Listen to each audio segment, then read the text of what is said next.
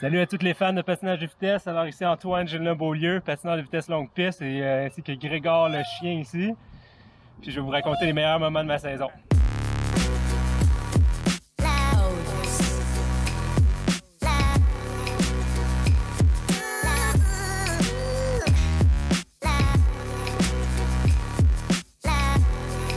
Hey Greg, viens-t'en.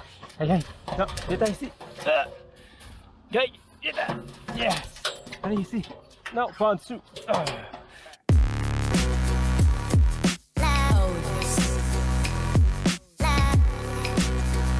Alors je dirais que mon plus gros moment de la saison a clairement été ma médaille de bronze au championnat du monde par distance à Salt Lake City. Même si c'était juste mon deuxième mass start international de l'année, même de ma carrière.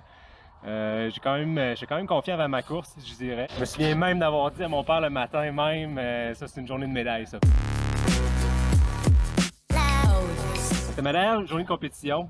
J'avais le 1500 mètres, puis une heure après, j'avais le Master. Je sais pas pour ceux qui connaissent en longue piste, une heure entre deux courses, surtout après 1500 mètres, c'est vraiment exigeant.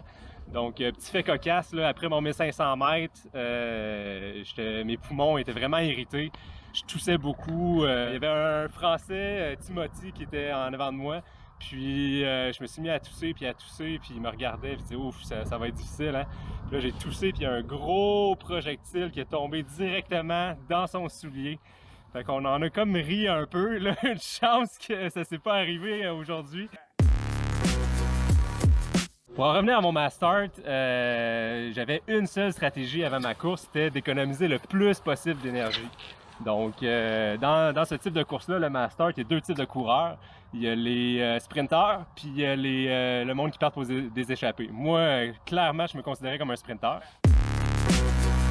J'étais confiant de ma vitesse, mais il fallait que je me rende jusqu'à la fin. Fait que le but, c'était vraiment d'économiser le plus possible mon énergie dans le pack pour qu'à la fin de la course, je puisse sprinter puis essayer d'aller chercher une médaille. Alors la course commence, puis vu que j'avais pas de classement international encore de l'année, j'étais vraiment dernier là, sur la ligne. Fait qu'il fallait que les premiers tours, je gravisse les échelons de plus en plus. Puis après 2-3 tours, je me ramasse en avant, là, excellente position. Je suis content d'être en avant parce qu'au moins je peux pas me faire larguer par des attaques. Fait que là, bien sûr, après 3 tours, il y a une attaque qui part. Moi, je me dis, je vais être en bonne position, je vais suivre l'attaque tout de suite. Donc là, 1 tour, 2 tours de fête, je regarde derrière, puis on a 20 mètres d'avance sur le pack. Fait que là, je me souviens juste d'avoir crié « Let's go! » Ça, c'est pour faire comprendre aux autres qu'on allait travailler ensemble pour pouvoir larguer le pack. Et ça, c'était avant de voir le compteur de tours. Il restait 11 tours à faire avant la course. Fait que, je vais vous le dire, ça l'a fait mal.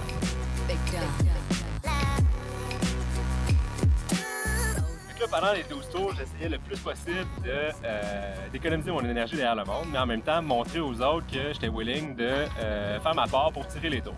Donc on fait un échange, 2 échanges, 3 échanges, puis là à 3e échange, je me ramasse, il reste 3 tours à faire avant la fin de la course, puis on est encore en échappée. Puis là vous me dites bonne nouvelle, non, pas une bonne nouvelle. 3 tours à faire avant le mass start, c'est un entre-deux où le sprint final il se passe à 1 tour et demi, 2 tours avant la fin.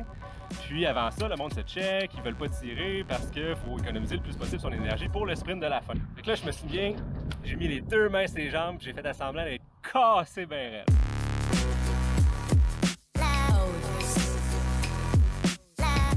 Ça a marché, puis écoutez, ça m'a donné juste assez de répit pour venir puis faire l'attaque à la toute fin pour aller gagner cette médaille de bronze.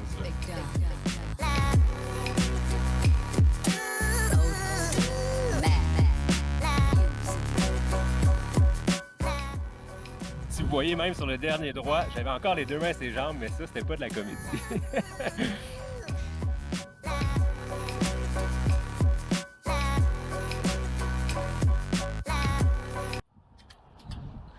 Bon, ben j'espère que vous avez aimé ma chronique, puis n'oubliez pas de bien vous laver les mains pendant ce temps-ci, puis de tousser dans votre coude pour pas que votre crachat se ramasse dans les souliers d'un Français.